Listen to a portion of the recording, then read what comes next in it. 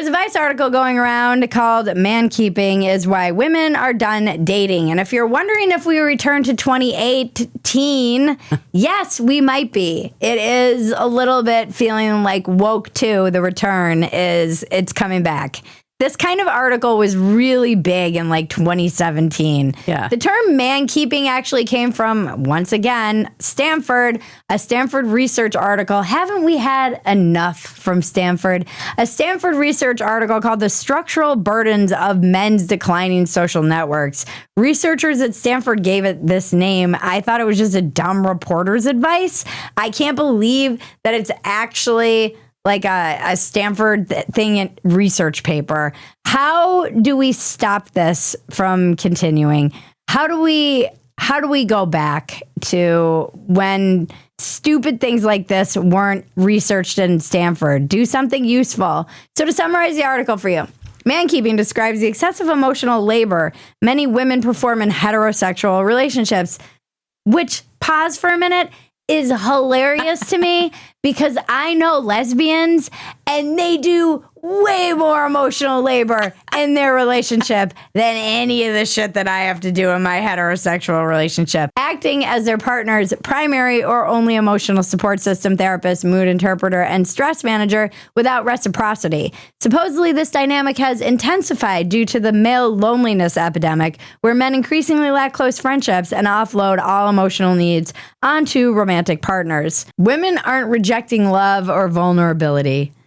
They're rejecting the unpaid, one-sided role of being a man's entire emotional infrastructure and are choosing solitude over exhaustion. This is exactly what's wrong with higher education, that they're cranking out shit like this. And this does just feel, by the way, Vice is bankrupt. So it does feel just like rage bait that they're putting out there to just divide the sexes, and I don't appreciate that either.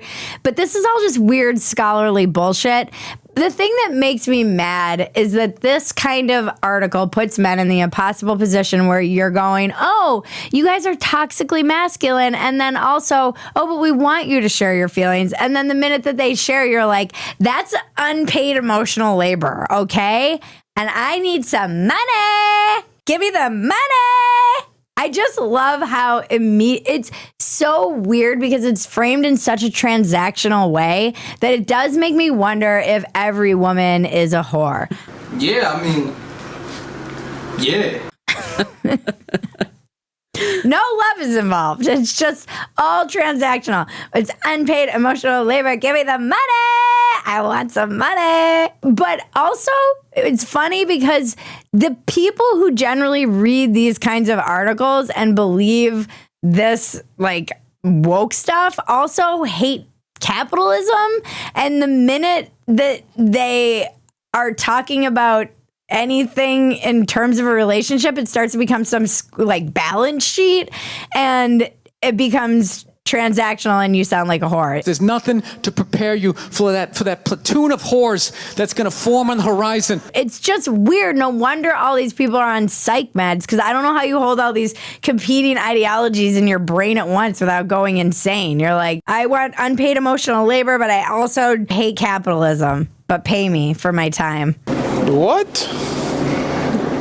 Bro, what are you talking about, man? My personal opinion is that I don't think mankeeping is a real thing, and I don't think putting this into the discourse is helpful, but I think that it is hitting on something true, and that our incessant loneliness as a species is due to the fact that the more we are in direct contact with each other all the time, the less we want to interact with each other offline. It's like overload. So the internet's making us hate people in real life. There's this part of our brain that turns on when there's a social interaction about to happen. And we used to have space for isolation. And we would have this letdown period where we'd be bored and we would be able to get our energy back. But we don't have that anymore. We're always scrolling and online and we get stimulated so much from our phones. And you have people screaming at you and you've got people being like the Jews and Israel all day long and whatever else they're screaming about. Sharing pictures of their butthole with frickin' RFK Jr. And we get so much overstimulation of our dopamine that meeting somebody in real life falls below surfing on your phone. And I think also people underestimate how much porn is ruining men's brains. And maybe there would be more may I meet yous if there was less porn. There's going to be a May I Meet You in a porn too. Totally. And it's going to be like, may I meet, MEAT, you. And it's a guy just with his dick in his hand saying, may I meet you. Get it? I get it. Fantasy news. If you love Dumpster Fire, the best thing you can do is become a paid supporter at Phetasy.com. A lot of you have been subscribing. It was my birthday last Sunday. It was my birthday on Sunday. And if you want to give me a birthday present, the best thing you can do is subscribe to Phetasy.com. It makes it all worthwhile. Honestly, I wanted to quit this week because the discourse is very deadening.